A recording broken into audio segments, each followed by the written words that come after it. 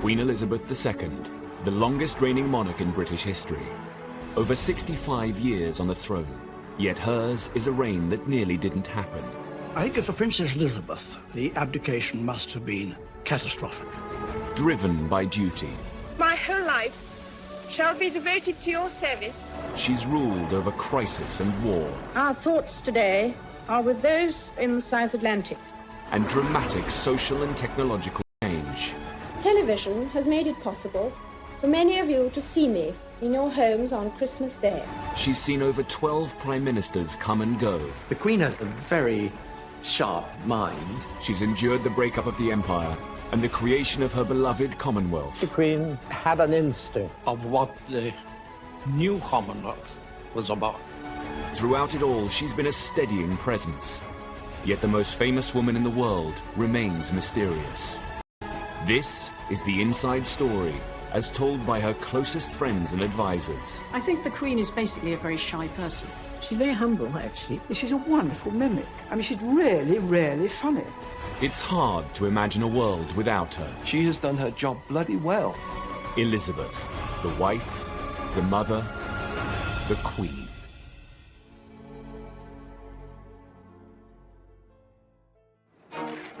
The 90s had been a very difficult decade for the Queen.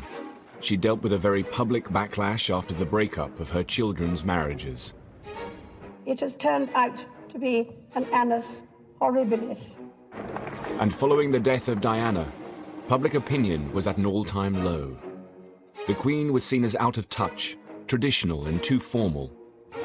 As the 21st century beckoned, the monarchy needed once again to rethink the way it related to its people.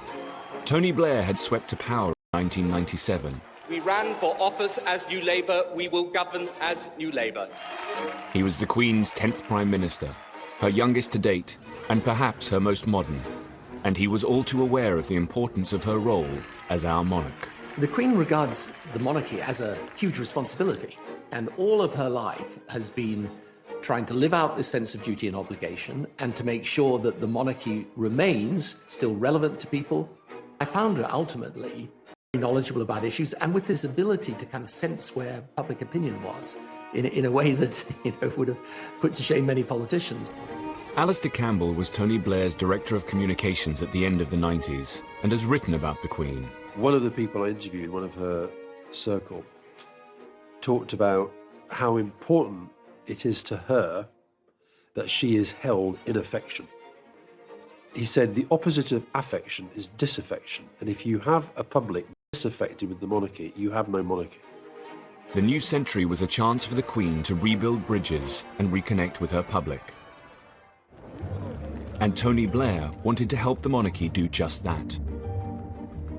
To celebrate the arrival of this century, New Labour built the Millennium Dome and planned a huge New Year's Eve celebration to be televised to millions of viewers.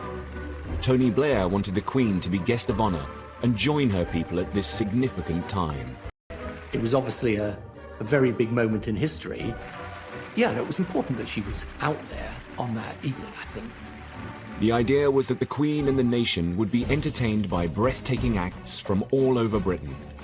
There's this wonderful performance that was going on 60 feet above our heads. I had this terrible vision of these people somehow falling from the top of the dome and crushing the royal family, and thinking that this is not a great headline for the world. The Millennium celebrations included a spectacular fireworks display. But inside the dome, Blair's plan was turning into a night the Queen would rather forget. News editor Stuart Purvis was a guest at the dome. You have to remember that the Millennium Night celebration at Greenwich was not a royal production. It was almost a political production, really. And it showed. It was really a bad event. I suspect the Queen thought, this isn't one of my shows, if you like. And she was really not comfortable with the whole thing. As Big Ben struck midnight, the whole dome broke into Auld Lang Syne.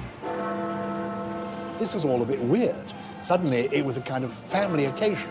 And what do you do? Well, of course, probably Tony Blair and Cherie, like in our household, they shake out, they do all this. Well, Scottish house. grand Scottish households, they don't do that because the ladies don't want to get all their diamonds and things cluttered up with that, so you hold hands like this. So the Queen and Prince Philip were doing it their way. Tony and Sri were probably thinking, well, how do we do it? And so everyone is feeling a little bit awkward. Her discomfort was palpable to the millions who watched the celebrations on TV. I think Tony was just a little bit conscious of the fact that he's bringing in the new millennium with the Queen, and that's never been done before. So do you grab her hands and make them cross over? And said, no, I don't think it'd been rehearsed. Well, the whole razzmatazz of the thing, I don't know. It's sort of... It wasn't as you normally see her. To me, it seemed to be, watching, I thought, well, they're putting her in a rather funny situation. But she has to react, she has to cope with it. Seen kissing the Queen. He was just caught, I think, just for a minute, just giving her a kiss, which one felt at the time, here, I'm here, it's all right. He was reassuring her that she could get through that situation. I thought the Queen was a bit uncomfortable, and I felt really sorry for her, but I mean, frankly, I was a bit uncomfortable. The whole event was very odd, and the whole night passed in a bit of a blur, frankly. But anyway, she put up with it in extremely, good spirits, considering. The event had put the Queen in an undignified position. Her attempts to reconnect and seem less traditional hadn't had the best of starts. At the turn of the century, the Queen was battling negative public feeling. The events at the Millennium Dome had done little to restore her popularity, and it wasn't just a problem at home. Abroad, her unpopularity had been building for some time. In Australia, there were plans to remove her as Queen. Critics speculated that if it could happen down under, then one day it could happen in the UK.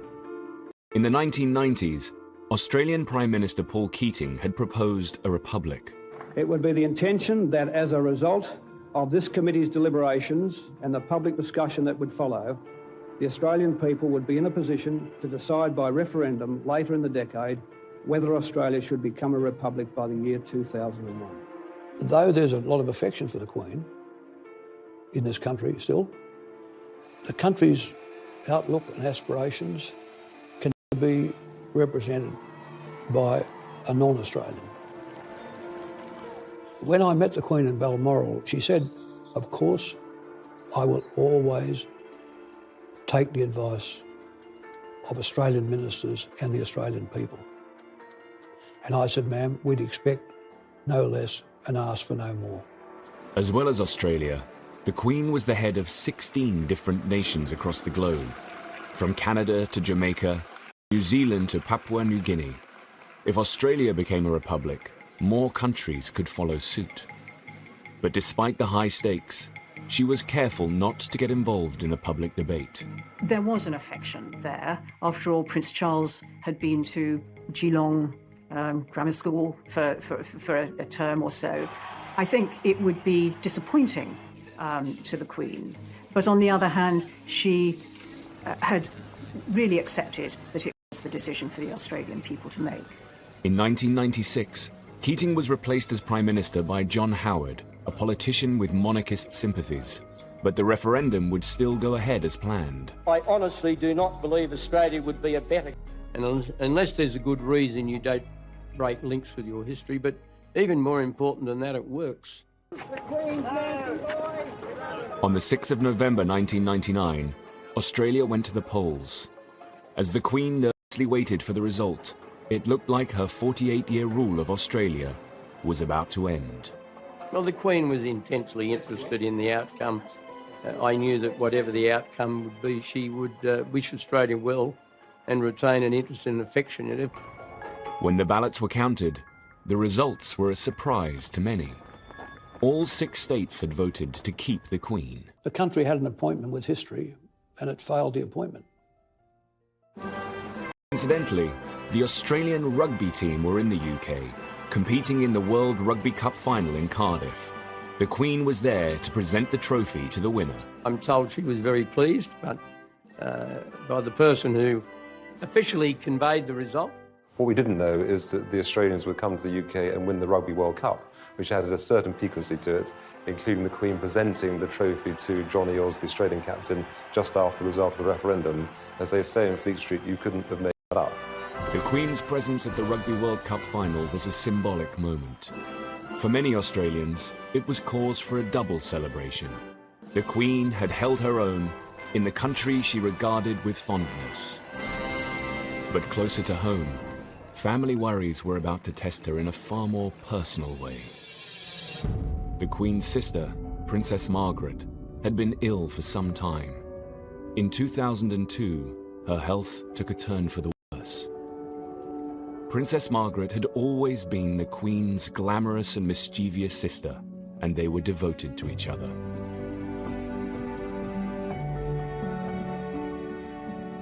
She was the companion of her childhood, and she was younger than the Queen, and they did talk a lot, more or less every day, so she was a very, very constant presence in her life. Growing up, the Queen's family had been a tight-knit unit. They called themselves Us Four. After the death of their father, two sisters became even closer, and they'd had other difficult times. In the 50s, the Queen had not been able to support her sister's relationship with divorcee Group Captain Peter Townsend. But despite this tension, they had remained close. Lady Glenconner was one of Princess Margaret's best friends and a maid of honor at the coronation. Princess Margaret adored the Queen and was always very loyal. I mean, she always talked and was very proud of what the Queen had done and all that. During the breakup of Princess Margaret's marriage to Anthony Armstrong, with her a lot, and she sort of did her best to make it better for Princess Margaret, I think. In February 2002, Princess Margaret died from her third and final stroke. The Queen had lost her only sister. Well, I would imagine she was expecting it, because she had Princess Margaret been ill for a very long time. We're all devoted to her. She was so good to everybody, and I think a lot of people wept a lot. In a way, it was sad, but I was so glad that Princess Margaret, who had suffered so much at the end, and for somebody like that who had been so vivacious and beautiful and enjoying life, to see her in a wheelchair, unable to see, it broke my heart, actually.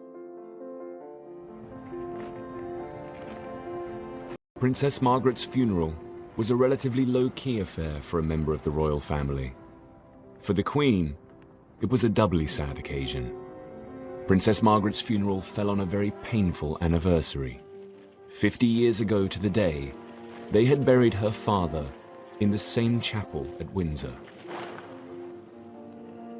When Princess Margaret died, and the Queen Mother was still at Sandringham, where she would have probably stayed, but she insisted on coming down to Windsor and taking part in the funeral. A fragile Queen Mother didn't want to be seen by the press.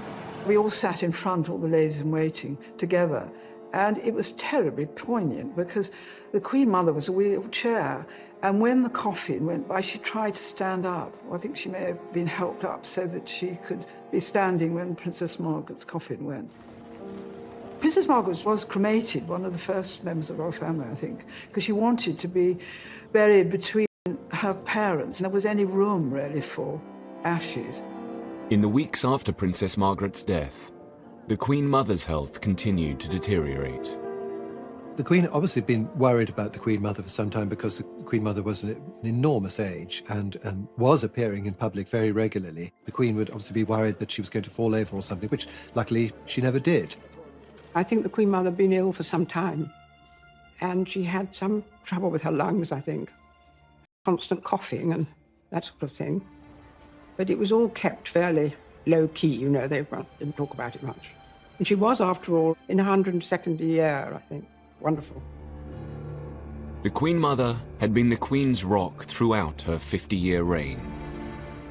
I think hardly a day went by without communication between them, either visit or telephone call. And when the Queen was overseas, she wrote a series of letters every day back to her mother.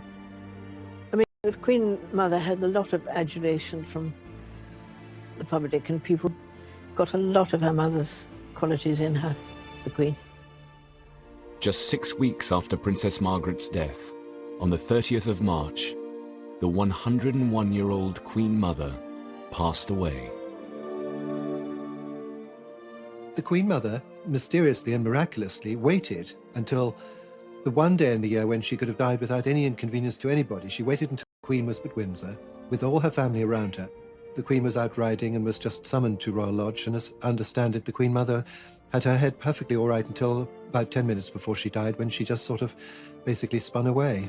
The two women who had been closest to the Queen throughout her 50-year reign were now gone. She'd lost her mother, who was not only a friend and companion, but her mother, somebody she spoke to every day on the telephone, that she would visit regularly, that she knew and loved, and was the link also with her father, a key figure in the Queen's life. The Queen Mother's would be the first royal public funeral at Westminster Abbey since Princess Diana's in 1997. There was speculation in the newspapers that people wouldn't turn up, that, the Queen Mother, being over 100 years old, belonged to another generation, that people wouldn't remember her. In fact, people turned up in their hundreds of thousands. The country was mourning. Sir Michael Wilcox was the Queen's black rod at the time. He was her daily representative in Parliament and responsible for many ceremonial duties.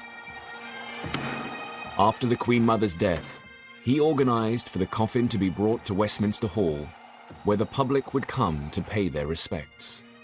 Initially, when she died, and at the first coordinating meeting at Buckingham Palace, there was a sense that we should only open the lying in state for a limited period during the day. And I argued against that. I felt that the nation would turn out for the Queen, both in sympathy and to show their affection. We opened on the first morning, and within 3 hours we had a 3-mile queue. And I then said, OK, we'll keep it open 24 hours a day. It was overwhelming, and the queue went right the way out down the other side of the Thames. There were all kinds of people. There were young children, young mothers, young families, and the older generation. So you name it, and they're in that queue. Over 1 million people came to mourn the Queen Mother. It is the fairy tale Queen Mother, the mother of our sovereign. For much older people, she was the Queen during the Second World War. She represented their lifetime story. There is an outpouring of emotion that is about oneself, one's country, exemplified in the life of the person who has died. One hesitates to compare it to the emotion over Diana, but it was, after the death of Diana, swung decisively in the monarchy's favour. She's had a great life. Diana only had a short life, but she's done so much for history, she's gone through so much, and she just really puts the backbone back into Britain. She was a wonderful lady. We love him very much, and he do a lot of good for we. As the Queen left Westminster Hall, the crowd reacted in a surprising way. It would be a transformative moment as the public now began to support the Queen. There was this very polite, very discreet clapping, which was almost symbolising the transference of affection from one great matriarch to another, and I know that the Queen was very touched by that. On the eve of the funeral, the Queen addressed the nation. Ever since my beloved mother died over a week ago, I have been deeply moved by the outpouring of affection which has accompanied her death. But the extent of the tribute that huge numbers of you have paid my mother in the last few days has been overwhelming. I thank you for the support you are giving me and my family as we come to terms with her death and the void she has left in our midst. Well, it must have changed her life enormously to lose her mother and her sister within a few months of each other like that. It must have been very traumatic for her, very sad. I think she missed them a lot. I mean, suddenly she lost her two best friends, really. After the service at Westminster Abbey, the Queen Mother's coffin was taken to Windsor Castle, its final resting place, alongside her husband and daughter, Princess Margaret. I think with the death of the Queen Mother, there was a subtle change in the role of the Queen. Now, the Queen was the oldest member of the family. She was the matriarch. She, as it were, was moving into the Queen Victoria role.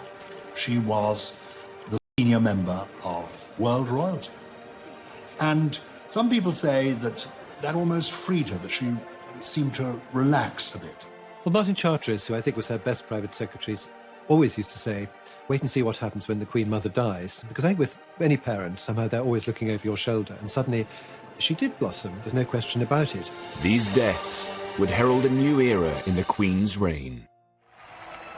At the turn of the century, the Queen had lost two the most important people in her life, her sister Princess Margaret and the Queen Mother. Despite the public sympathy for the Queen, the sovereign still had a problem with her image. She needed a new way to connect to her people and show that she was in touch. She and her senior advisors had created a working party to develop a new strategy. They called it the Way Ahead Group. She, not just the Queen, every single member of the inner royal family came to the Way Ahead Group and private secretaries. The meetings were sometimes a bit chaotic. I recall that the Queen had a bit of a tendency to chat to whoever was sitting next to her rather than paying full attention to the proceedings. The Duke of Edinburgh had to sort of call people to order from time to time. One of the issues the group looked at was the itinerary for the Queen's public engagements.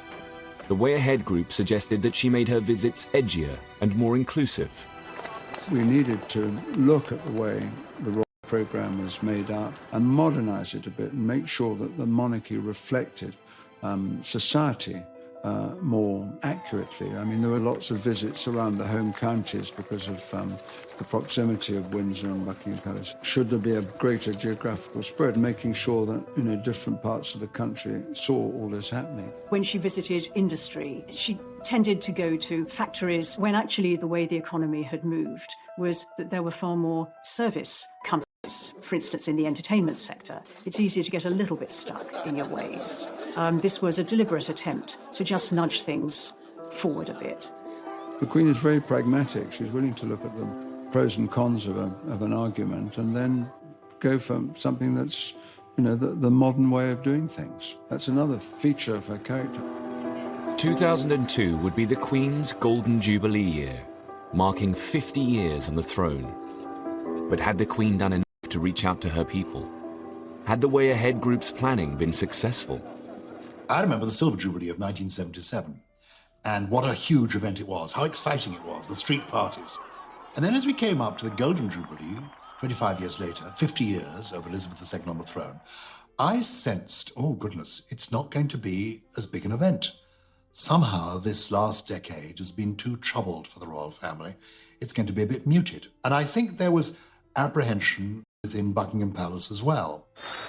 Critics questioned whether the general public would organise any events at all to celebrate 50 years on the throne. In 2001, the palace website included a snooker tournament and a tree planting as some of the few events being planned. The Guardian ran with the headline, "Palace plays down fear of Jubilee flop." The palace asked Lord Stirling, who had organised the Silver Jubilee, whether he could once again put together a programme of celebrations. But even he had his reservations. I said that I need about 48 hours to find out as to whether or not there will be the appetite, because so much had happened, as whether people even wanted to celebrate. Lord Stirling called his friends in big business. Get support of about close to £3 million. He now needed to get the public on side. I remember asking Murdoch and crowd how they would feel about supporting it, and Rupert in particular is hugely supportive of the Queen, etc. Rupert Murdoch's newspapers began to get behind the Golden Jubilee. The Sun tried to encourage its readers with the headline, "Have a bash for Her Madge." It would not have been sensible to have spent a lot of time saying, this is going to be the greatest event in British history. I think one of the great insights was, don't set expectations too high, and that would have come from the Queen herself, who doesn't like a fuss. The Queen's Golden Jubilee celebrations kicked off with a nationwide tour. But would the public turn out to greet her? Some were fearful that the Queen might turn up and there wouldn't be a particularly warm welcome. Or would there be a welcome at all beyond the mayor turning up and the civic dignitaries? In fact, it was a huge success.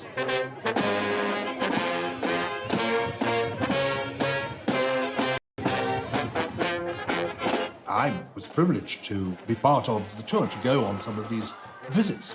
And the Queen was moved, was touched to find that so many people turned up, cheering, waving their flags.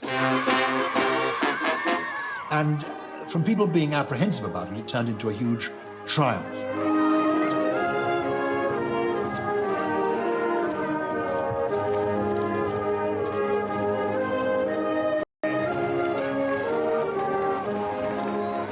and she said, "What's this?" And I said that it was a picture and I drew it for her, and she said thank you. I thought she was going to be quite nice, and she was.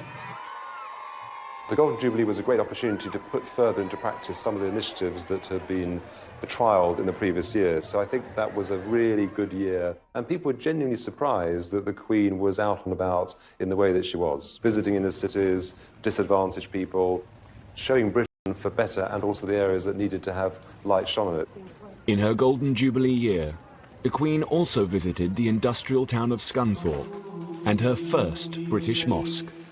To engage with the Muslim community in this way was one of the most mould-breaking decisions she'd ever made, and one of the most inclusive.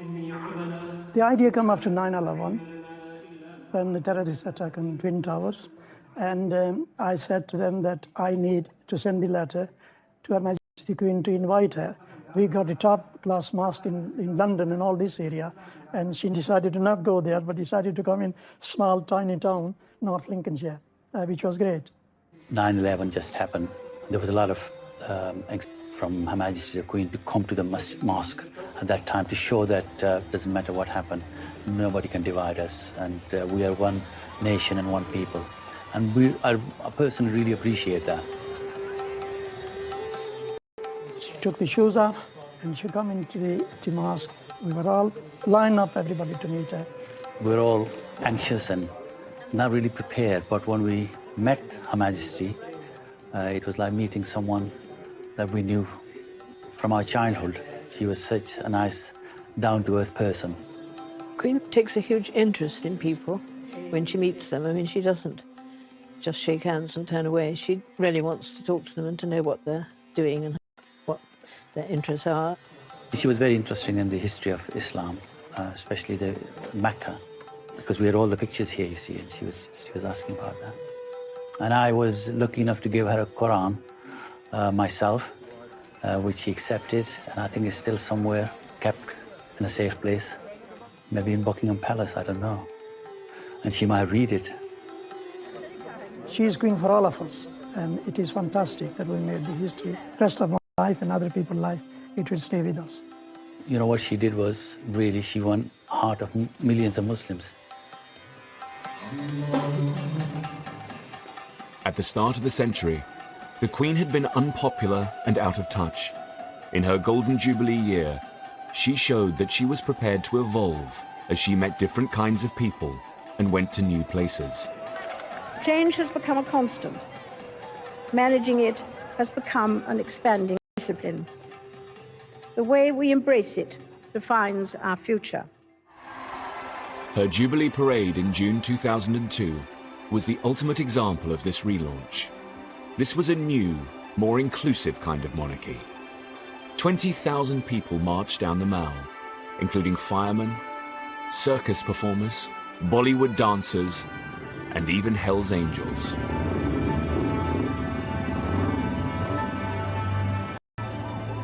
How far have you come to be here today?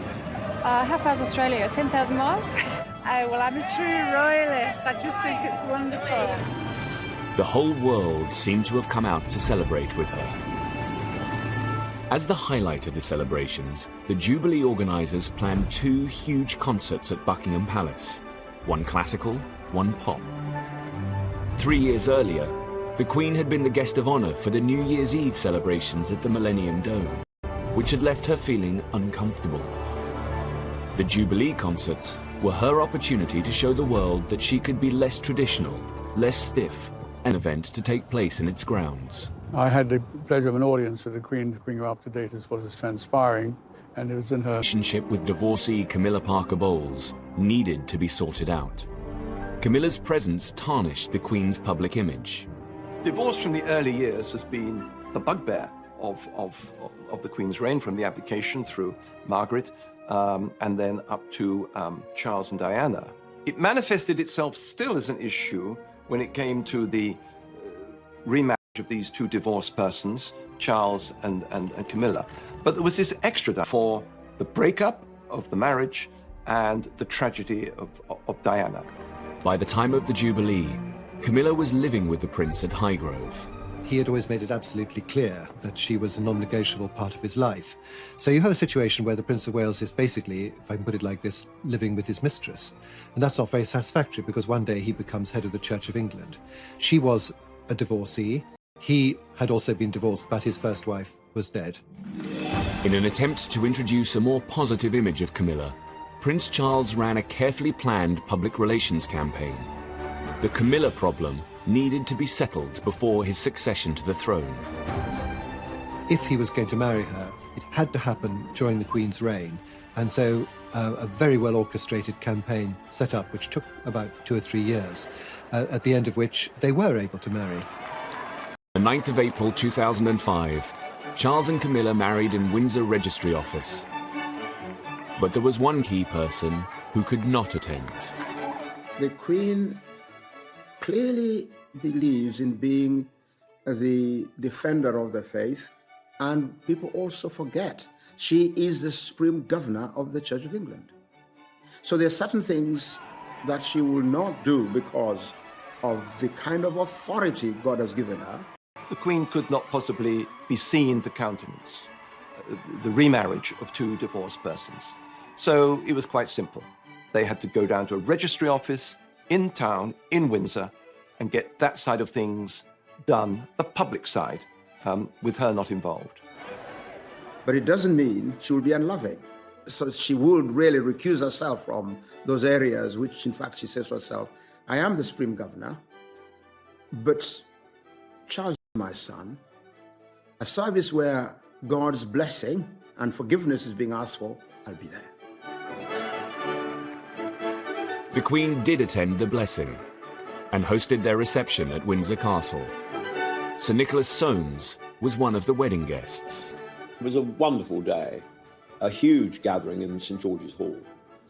And the Queen was very, very much on parade. And she made the most charming speech. It was a special day for the Queen in more than one ways, in that it was the day of the Grand National. Brass tapped. Voice says, the Queen has an announcement to make, an important announcement. And the Queen stands there and says, yes, exciting news, everyone. Hedgehunter has won the Grand National. She used it as a metaphor and talked about Charles and Camilla and said how they'd survived Beecher's Brook, how they'd survived the chair and all the other obstacles. She said, welcome to the winner's enclosure. And to liken the struggle that they'd been through to the Grand National from the Queen really was the sign of approval. She was absolutely charming, and there was a great roar of approval. I mean, a great roar after she'd done it. It was a great day. No, gosh, I mean, what a time it has been. The marriage seemed to draw a line under the Queen's troubles. In 2006, as she approached 80, the monarch moved into a new phase. I do think the press in particular didn't see the royal family institution, the monarchy, as being a source of stories in the way that they had previously, and that made a difference. I think the country were getting used to a new generation of the royal family, and I think the fact the young princes were emerging made a huge difference. I think people began to see the Queen also not just as a mother, but as a grandmother. As the decade ended, her grandchildren began to take a more visible role in royal life. They obviously love her, and I'm sure she loves them too. And I'm sure they go to her for advice, because they couldn't have a better person to ask. I think if you asked Prince William and Prince Harry if they'd learned anything from the Queen and the Duke of Edinburgh, they would say a great deal. I know that's the case because I've heard them talk about their grandparents in terms of respect, affection, but also seeing how they do things. And if you like the style of Prince William and Prince Harry, it's because they've learned a lot from past masters at the game. As the Queen headed towards the end of the decade, she had a new confidence. I think the Queen is basically a very shy person. I've seen her stepping out of the royal train and having to gear herself up to face the crowds many times.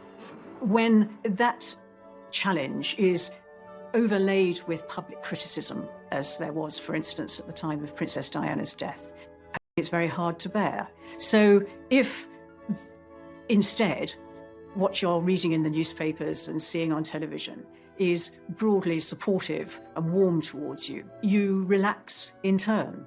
And that is what's happened to some degree for the Queen.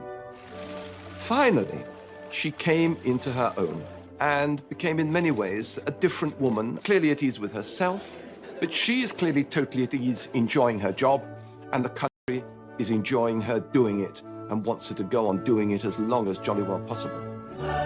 She had seen personal loss with the deaths of her mother and sister. She had seen her son and heir, Prince Charles, remarry, and she had proved her relevance to the British people. At the end of the decade, her popularity had never been so high. The world now saw a more self-assured monarch, the nation's grand. Recognize that you have to be more out there with the people in today's world, but you never forget with her that she's the Queen, and that ability to retain the aura at the same time as move with the new age, that's really what marks her out, I think. In 2012, the Queen celebrated her Diamond Jubilee, marking 60 years on the throne. She became only the second monarch in British history to reach this landmark. The first had been her great-great-grandmother, Queen Victoria. Queen Elizabeth II's reign had encountered many highs and lows in its 6 decades, but she had come through them all. Inevitably, a long life can pass by many milestones. My own is no exception. As the Queen moved into her 90s, the decade would test her strength, wisdom, and moral leadership. But in 2012, the UK prepared to celebrate the Queen's Jubilee and thank her for her years of service. By the time of the Diamond Jubilee, the Queen had a bit of practice at Jubilees. They didn't worry her so much anymore. She had entered this more serene, less controversial aspect of her reign.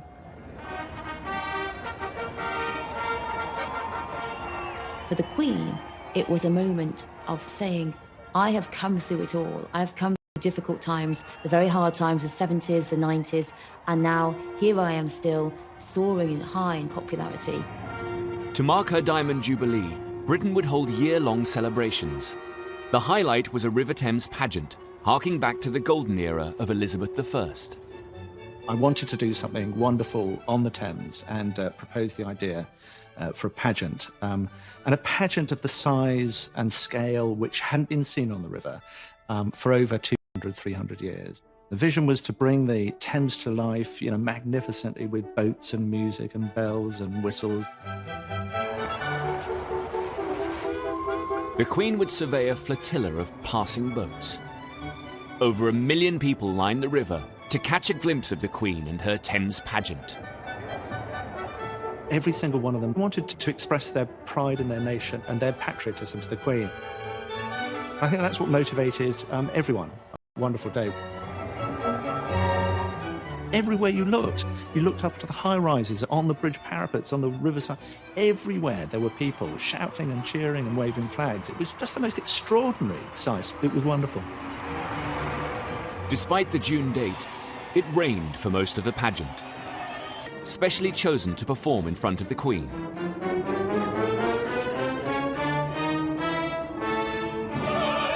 One of the singers was Monica McGee. We sing Land of Hope and Glory, and then we're greeted by the royal family. And it is honestly one of the wettest weather experiences I've ever encountered. But until... Suffered great personal loss. In 1979, the IRA had murdered close family members, Lord Mountbatten and his 15-year-old grandson. Known to her as Uncle Dickie, his death had been a huge shock. Queen, I think, was genuinely fond of Mountbatten. It was a totally gratuitous, pointless murder. To honour this great loss, he had been given a funeral at Westminster Abbey. But I think the depth of feeling is so terrible at that time. With the IRA and what they'd done, and how do you forgive, But you have to move forward best you can. The Queen's visit to Ireland would be an extraordinary moment of diplomacy and would test her personal strength. The truth of it is that it had to be right. from the Irish perspective. You know, there's a long history. Some of that history has been bloody and brutal, and it's a moment you've got to choose very carefully when the Queen, I mean, the symbol of Britain, comes to visit the Republic.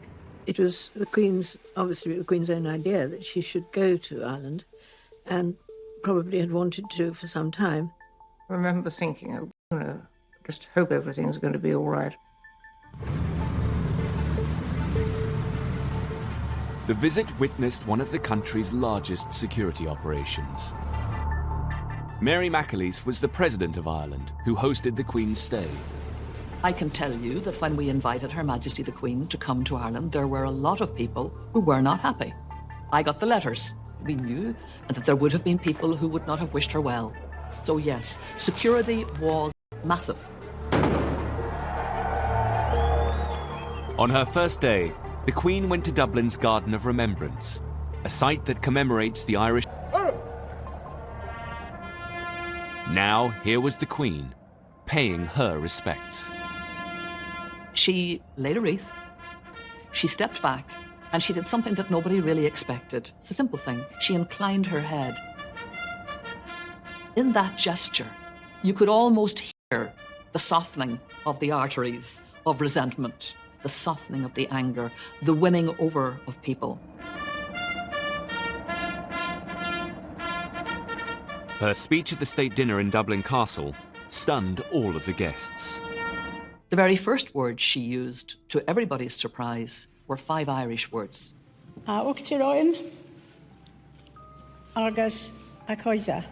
President and friends. My reaction just was wow. And I was watching right around the audience where everybody else was saying, you know, wow. The saying of that in the Irish language went deep into the hearts of people because for generations, the British establishment had tried to obliterate this ancient language and had come very close to doing so. The speech continued in a very personal tone. Through the history, our islands have experienced more than their fair share of heartache, turbulence and loss. These events have touched us all, many of us personally, and are a painful legacy. We knew that she was talking obviously about Lord Mountbatten. We could feel this was a human being whose hurt and pain was real, happened in our time, happened as a result of our historic enmity. The entire trip took some very bold and risky decisions. On the second day, the Queen visited Croke Park, the spiritual home of Gaelic sports. But it was more than a sporting venue. In 1920, this was the site of the first Bloody Sunday. In 1920, in the middle of a match, British forces went through the gates in tanks. They opened fire on players and on spectators and killed a lot of people and maimed more. It became a moment of utter rage for Ireland that fueled the ongoing historic resentment. The president of the Gaelic Athletic Association, Christy Cooney, took the Queen to where the massacre happened. I'm sure her people had explained to her exactly what Croke Park meant. I'm sure she was aware of Bloody Sunday, and she would have known the environment she was coming into. My memory of her walking onto the pitch and Christy Cooney saying to her, you know, this is where British troops came in and killed 14 people on Bloody Sunday. And I can still remember a voice that was breaking with real heartache. And she just said, I know, I know. I just thought she carried it off extremely well. The Queen's empathy had helped her forge a new relationship with Ireland in a way that no other British statesman could have done. It's a sort of healing process in her presence, I think. And that is for her enormous capacity to bring people together, probably wouldn't normally want to get on particularly well. The visit was a huge success and brought Ireland and Britain closer together. The Queen would take the peace process a step further a year later in a previously unimaginable act. In 2012, she flew to a charity event in Belfast, where she met with Deputy First Minister for Northern Ireland and former IRA commander, Martin McGuinness. Simple handshake between the head of the British state and a former IRA commander. to be prepared to reach out and shake the hand of the people who, in a sense, been responsible for the death of someone who was very close to her. She was prepared to overcome all of that legacy, all of that history, and in the interests of peace, to reach out and do it in a genuine way. The signal of that handshake was worth millions of words. For both sides in the equation, there would have been considerable difficulties. You can imagine the kind of pressures on both. And yet, both of them are leaders. And that's what leaders are called to do, to push out into the deep, to do the difficult thing, to do the courageous thing, to do the risky thing. I mean, what a gesture. If you can do that, I think most people could do a lot more than they do to make things better. As head of state, the Queen has built bridges in ways that no politician could have done. Back at home, her responsibility in this role is one that she's had to carefully navigate over the years. The Queen must be above politics, but she is a crucial cog in our constitution. Not only does she officially open Parliament, she is still the only person who has the power to appoint a Prime Minister. She's a person who has to be satisfied that the Prime Minister has a sound majority and a basis for exercising power. In 2010, Labour Prime Minister Gordon Brown called a general election. The polls showed that there may not be a clear winner, which would leave the Queen in an unprecedented scenario about who to appoint as Prime Minister. I was working in Number 10 at the time as the Prime Minister's official spokesman, and it was pretty clear in the run-up to that election that it was either going to be a hung parliament or a coalition government, so we could actually work out what would happen. As a result, the Queen's advisers came up with a set of written guidelines, for the first time defining what part she should play. The Cabinet Manual does make absolutely clear that the Queen has no role other than a formal role in appointing the Prime Minister. She has no discretion in those areas. In the event, Labour lost their majority, but the Conservatives didn't have enough seats to form a government. With the outcome of the general election, we find ourselves in a position unknown to this generation of political leaders. As talks got underway for a coalition government, the Liberal Democrats, led by Nick Clegg, were courted by both the Conservatives and Labour. But these discussions would take time. The Queen remained at Windsor Castle for the 5 days of the coalition negotiations, so that no one could accuse her of intervening in the process. I was in the Prime Minister's study when he called Nick Clegg on the Tuesday afternoon and said, "Nick, I can't wait any longer, nor can the Queen. I need your answer." And Nick Clegg then had to make the decision that he would go into coalition with the Conservative Party. I've informed the Queen's private secretary that it's my intention to tender my resignation to the Queen. I shall advise her to invite the Leader of the Opposition to seek to form a government. For his final trip to the palace, Gordon Brown took his wife and 2 small sons, as Labour bowed out of power.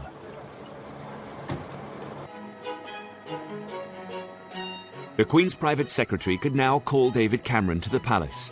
He would become her 12th Prime Minister, and her youngest to date. She has understood the role of the Crown in the British Constitution so that our political system can work. And she makes it work by not interfering. The Queen has been driven throughout her long reign by commitment to public duties.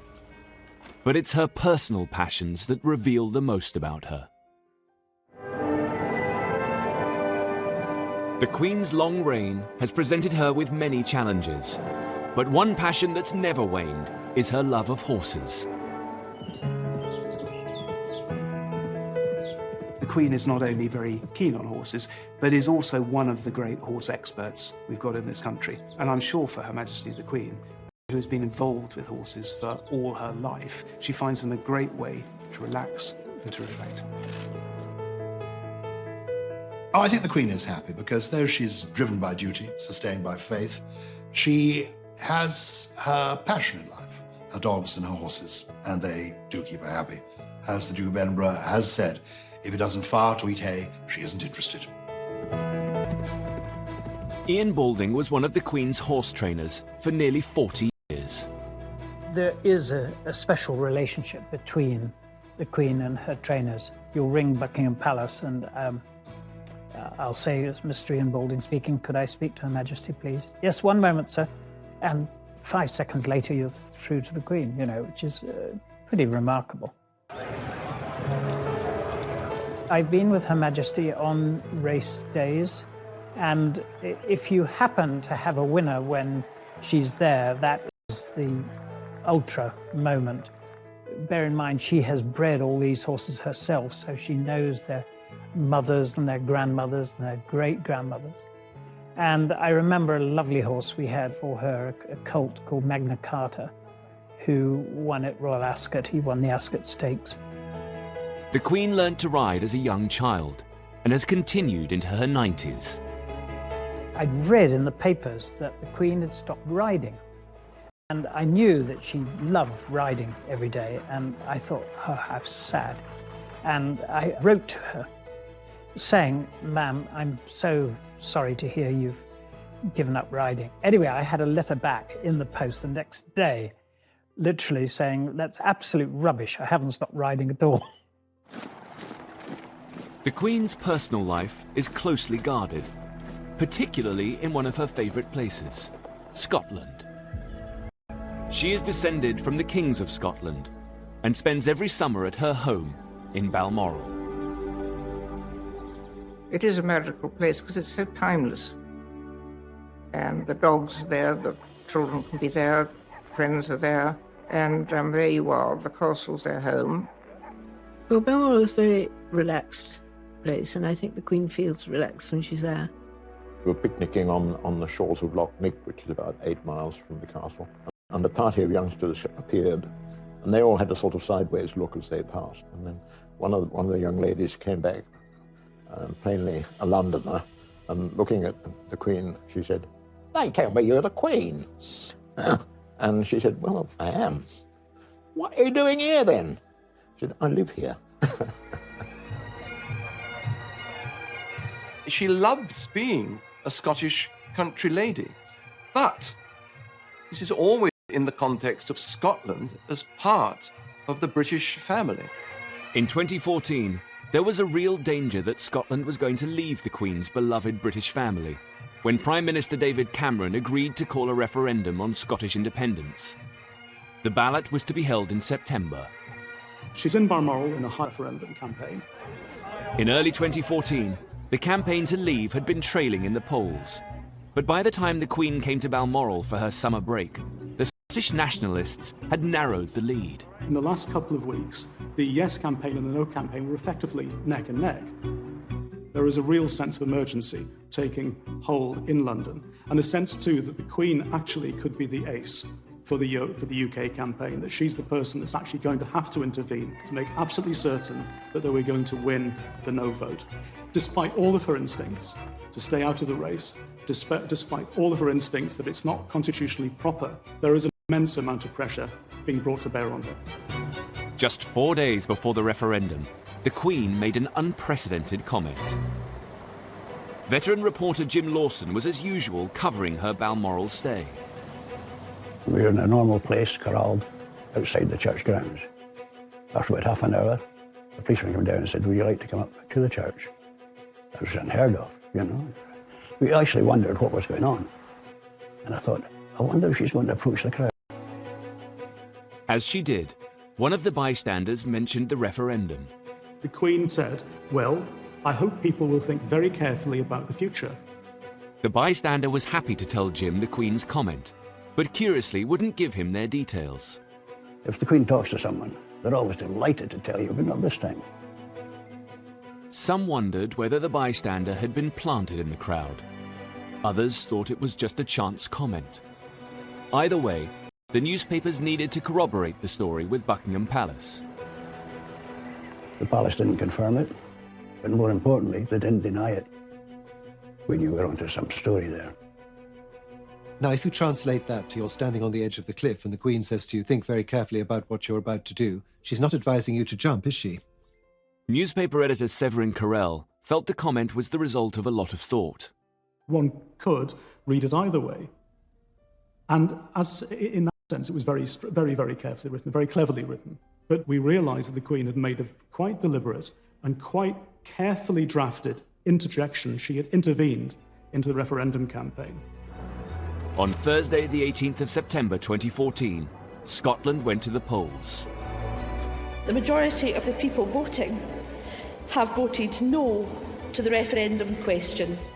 I have worked so hard to save Scotland because I'm a proud Scot and I'm a proud Brit. Ladies and gentlemen, I think that's been a pretty fair kick of the ball. For now, the Queen's United Kingdom was intact. But this wouldn't be the last time that her position would be used in politicians' arguments. In 2016, the question was to leave or remain in the European Union. On Monday, I will commence the process set out under our Referendum Act, and I will go to Parliament and propose that the British people decide our future in Europe. In the charged atmosphere of the EU debate, it was perhaps inevitable that someone would try to involve the Queen in their argument. Thomas Newton Dunn is political editor of The Sun. He was tipped off about a conversation between the Queen and European Union supporter Nick Clegg. Well, I was told a most fascinating story by an impeccable source of an extraordinary row during a lunch she held in Windsor Castle. And so this is going back 2011, 2012 now. They ended up discussing Europe. The Queen ended up getting into quite a lively dust-up with the Deputy Prime Minister, who was a very strong pro-European politician. The Queen was putting forward some very strong views on the future shape of Europe and the direction which Europe was going in. The Sun wasn't only planning to report the alleged conversation, but to boost it by quoting prominent Brexiteers. This led to their infamous headline. Queen backs Brexit came from ringing up a couple of Tory MPs to find out what they thought about it, and some of the very passionate Brexiteer MPs leaped on the suggestion that the Queen might be pretty Eurosceptic to say, well, in which case, that must mean she backs Brexit. But very closely written underneath was bombshell claim, because of course it was these MPs' claim she must back Brexit rather than ours. When Downing Street found out that The Sun was going to run with the headline, they began to investigate the source of the story. So when I first saw the Queen backs Brexit headline, I wanted to see very quickly, well, what was this based on? And it seemed to be at a lunch that had been many years before. How could she back something several years before when it wasn't even a term that was invented or even something that was seen as a particular possibility? Nick Clegg strongly denied the story. I think it's appalling that people who want to drag the United Kingdom out of the European Union now want to drag the Queen into the European referendum debate. And as for the Sun story, it's nonsense. It is not true. I couldn't be clearer than that. The palace thought that the headline was misleading and immediately lodged a complaint to the Independent Press Standards Organisation. At the time, the palace said they were extremely angry and the Queen is never to be dragged into politics, and they're now going to put a stop to it by making a formal complaint. They wanted to draw a line in the sand and to extricate the Queen from any more political rows. Ipso upheld the complaint, saying the headline went further than the claim about what the Queen might think. The Sun was forced to print its ruling, but by then, the whole story had fueled the Brexit debate. I don't know that you could necessarily say that it persuaded people to vote for Brexit, but I think it was certainly another tick in the column of people who wanted to leave the EU. We know political opinions, but in public, in terms of aura, she exudes impartiality. She exudes being what a constitutional monarch should be, above politics, above opinion. As head of state, the Queen has battled to stay out of politics, but at times she needs to be at the forefront of Britain's national events and disasters. In 2017, the world woke up to one of the most shocking tragedies of recent times, the Grenfell Tower fire. Where the fire was now spreading, people were reaching out from the front window, trying to grasp a bit of fresh air, trying to breathe. It looked like they were struggling. It was harrowing, torturing screams for help. It was honestly like a horror movie. When the fire got to its peak point, I could actually hear a man screaming, and then all of a sudden the screaming just stopped. In the past, the Queen has been criticised for her slow response. In the 60s, she waited 8 days before visiting the victims of the Aberfan disaster, an accident in a Welsh mining town which claimed the lives of 28 adults and 118 children. It was a sort of lesson, as all, But you have the need to show sympathy and to be there on the spot, which I think people craved from her. In her later reign, she's made sure that she makes a rapid response. Just 48 hours after the Grenfell Tower disaster, the Queen came to see the relief effort. One of the first charities to help at Grenfell was the British Red Cross. Mike Adamson is their chief executive.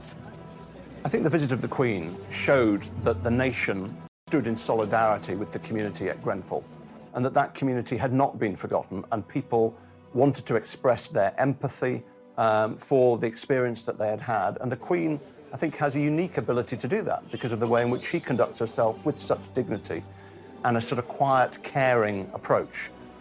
And she went immediately to greet people, to say hello and how are you? And this was a big event affecting a lot of people in our country. She showed her sympathy and empathy and tried to reach out and wanted to be there to help. It was very moving. It's actually bringing tears to my eyes. To see her here, it shows that she is sincere and she truly cares. She looked at me directly in my eyes and I could see that she cared. Thank you for coming. The Queen's entire reign has presented her with many difficult moments. But the 2010s also held happier times for the 90-year-old monarch, as a new generation of royals came to the forefront to support her. 11. The Queen prepared to host one of the most iconic royal events of her reign. Her grandson and second in line to the throne, Prince William, married his university sweetheart, Catherine Middleton.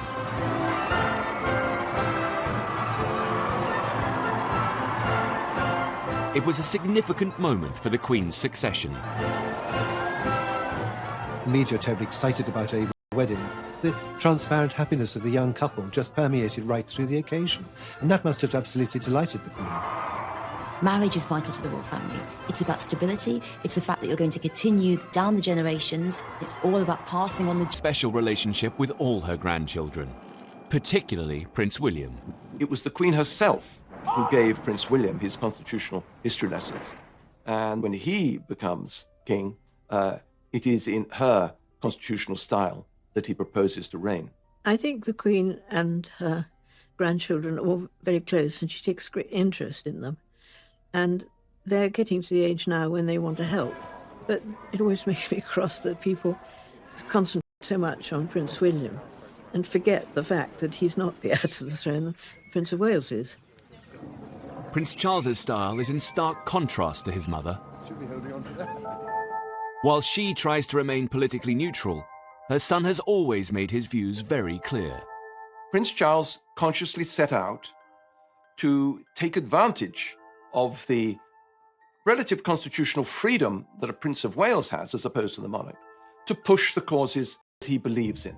Therefore, he has felt it totally within his remit to write letters lobbying unashamedly prime ministers, ministers, members of the Church of England, bishops, to get his point of view across. He didn't write me that many letters, but when he did, they were perfectly sensible things. I mean, and they were much more in the sense of saying, look, I've been talking to people, for example, about countryside issues, or they might be about defence questions, and certainly around issues to do with climate change, the environment, and so on.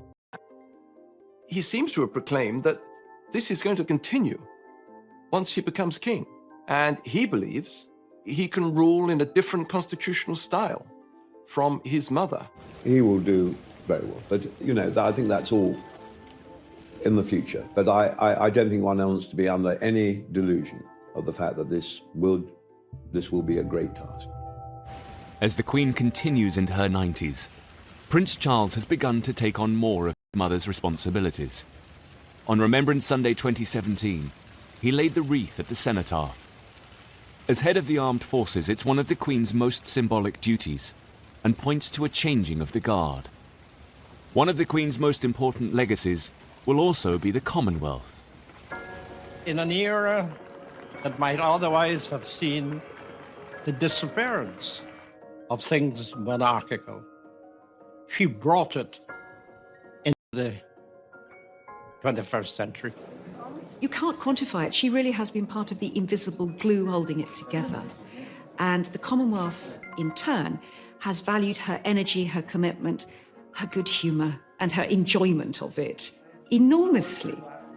Thank you, Mr. Prime Minister of Canada, for making me feel so old.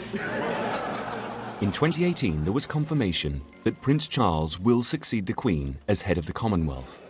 It was the latest in a series of landmark events for the royal family in just a few years. In July 2013, Prince George was born to the Duke and Duchess of Cambridge. For the first time since the reign of Queen Victoria, there was a monarch and 3 generations of direct successors to the throne: Prince Charles, Prince William, and Prince George. Suddenly you have this wonderful 4-tier royal family, because there's the Queen and Prince Philip still very much out and about and operating. You have Prince Charles doing his own thing with Camilla, and you have the Duke and Duchess of Cambridge, what I think of as slightly more informal, younger, the open shirt, if you like, attitude to royalty. However, just a few years later, Prince Philip decided he could no longer be out and about and announced his retirement from public duty. In 2017, then 96 years old, he took the salute at Buckingham Palace as Captain General of the Royal Marines, his final solo public engagement after 65 years of service. Over the course of a life that has spanned more than 9 decades, the Queen's history has been our history. She has been the only monarch that most of us have ever.